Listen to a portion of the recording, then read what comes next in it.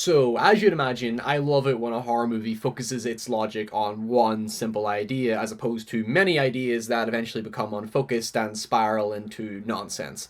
But this month we have looked at a series of slasher films that indirectly had correlating themes, so to end this month I feel obliged to look at not only one of the most iconic horror films of the 80s, but also a movie that set the standard for being probably the most unique horror concept ever conceived. This is A Nightmare on Elm Street.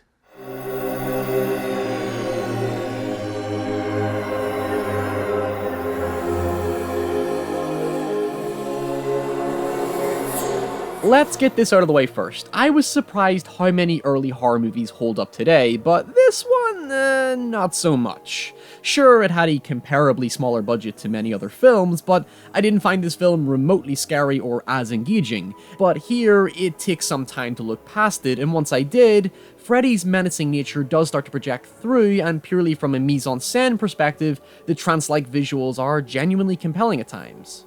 But like myself, what will surprise many folks jumping late into this franchise is that Freddy doesn't really have a lot of screen time, and is certainly nowhere near as much of a comedic relief as he's portrayed in pop culture history. Its significance to the genre is its exploration of sex equating to danger. The slasher film has long associated itself with the morality play on promiscuity, where teenagers having casual, indiscriminate sexual shenanigans tend to be the ones that die first. I never thought I'd be so happy to be a virgin. In Elm Street, I guess you could say sex is represented as a mystifying and dangerous gateway to evil, as it's represented purely through Krueger himself, such as the glove in the bath, the tongue on the phone, and Tina's death seems very suggestive. However, it is worth noting that Freddy Krueger was originally supposed to be a child molester, which, let's be honest, would have made for a much more provocative and controversial, but dare I say it, appropriate subject matter, but of course it would have been seen as in poor taste and exploitive, so instead, in the final script, they simply called him a child killer.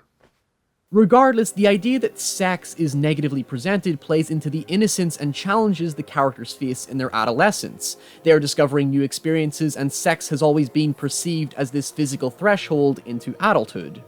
For example, at the start of the movie, Nancy and her friends are making childish prank phone calls until Tina and Rod get into their funky flow, and now death is introduced into the characters' lives.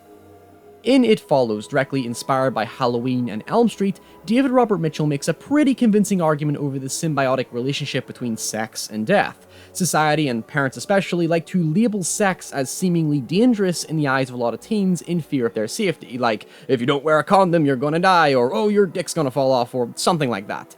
At the same time, it's also a way in which someone can, I guess, free themselves, as Mitchell puts it. Thus, sex and or love becomes a way of temporarily warding off death. Hence, the characters in It Follows literally pass the evil parcel on through sexual escapades. When we take the social and parental fear attached to teenage sex and the imbalance it's created both as a positive and negative, the adults of Elm Street are just as anxious about the intimacy between teenagers, which Nancy's overprotective parents seem to point out as a concern when there is clearly more pressing matters in life. This also includes Glenn's parents when they start to view Nancy as a bit cuckoo. What I felt became clear in Craven's vision was the impact given to not only the vulnerability of the teens and the hypocritically protective nature of the adults, given that they have their own demons they can't control, but the dominance manifested by Krueger. Serial killers rely on dominance as their mechanism to success, but prior to Elm Street, there weren't a lot of slashers that focused on weakness as a function for the killer. Jason's mom, Michael Myers, Leatherface, Billy from Black Christmas, not many of these 70s, early 80s killers had a defined weakness or necessarily exploited one either. They all just seemed like unstoppable monsters attacking unsuspecting prey, whereas Krueger, despite similar formula, masked a weakness Nancy could exploit once she overcame her own. I wouldn't call Krueger a monster by definition, figuratively, yeah, just look at him, but he always had a truer sense of character that invoked personalities indicative of real serial killers. He wasn't necessarily talkative, but he was technically accurate to the behavior of many killers because he wasn't just the masked silent stalker we were commonly used to, but someone who actively interacted with his victims before killing them. Billy in Black Christmas is probably one of the most provocative representations in my opinion, but Krueger was a much more overt example of toying, taunting, and manipulating his victims before finally killing them. Freddy always had to show folks that he was bigger, better, and tougher than him. He was a smartass, sure, but he does it to make people more susceptible to his dominance. He wasn't like Pennywise, who feeds on fear literally, but he relied on it as his means to drop the victim's defense to retain power over their dreams. But even outside the dreams, he still has some essence of indirect control over the kids' fear. Since their parents took justice into their own hands, it comes at the expense of a town where the adults are all seemingly villainous or unsympathetic themselves because of a dark buried past, leaving the kids in a never-ending cycle of unsafety where they must tackle their own problems alone. What works in Kruger's favor is that the adults have all chosen to repress him from memory, negatively impacting the relationship kids are having with their now troubled, frustrated parents. As a result, the dream realm manifests the parents' protected guilt, and their children ultimately face the punishment for their responsibilities. It's figuratively a mess that one generation leaves to the next one to clean up. Forgetting it won't simply make it go away. The parents can help them in their dreams, but in reality, they never seem to help them anyway, so the circumstances of the teenagers are made all the more alienating and overwhelmingly terrifying, symbolizing that adolescent experience that we all go through, but without the nightmare killer, thank God. That troubling nature is then perpetuated by how blurred the boundaries between fantasy and reality become. Sometimes it isn't entirely clear what's a dream and what's not, adding to that sense of bewilderment adolescent teens experience. You become sympathetic of their struggles, like as Mitchell suggests, young people do feel alone as responsibilities become real, much to the dissatisfaction of the adults refusing to accept their clear moral wrongdoings in the first place. For as overprotective as they all appear, it contradicts their own behavior considering many of them are irresponsible drug users and alcoholics and let's not forget they all committed a little thing called murder. The thing to remember about the film is that it isn't a science fiction or even your typical fantasy monster movie. This is a very real, grounded world where the killer might not be present, but can still very much intrude and interact with it physically in an unexplainable way. When I say it blurs the line between fantasy and reality, it very much is a phenomenon where something apparently supernatural can still impact something absolutely natural. Considering the abnormal and unusual nature of dreams, science can't completely understand where they come from, and given the film is inspired by legitimate sudden death syndromes, that's actually a real thing, there's an element of believability to a true life ambiguity that never goes away, apart from the actual death itself. 'Tis but a scratch. The thing about the dream world, however, is that there are established rules that play into the horror. Kruger is in control as long as the victim believes and remains scared of the situation. But ultimately, it's always the victim's dream, so they can technically manipulate it if they tried.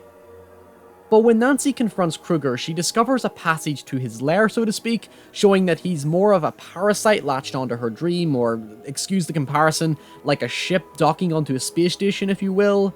In his lair, Nancy finds relics of her dead friends, showing that the only thing consistent in all of the dreams is Kruger's lair itself. So each time the victim has a dream, it's intruded by the same nightmare world that Kruger controls. The metaphor becomes clear that once we show fear, we lose self-control, and the causer takes immediate power away from us. When Nancy drags him into the real world, the film is clear in showing Kruger's complete vulnerability because he can't control the setting anymore.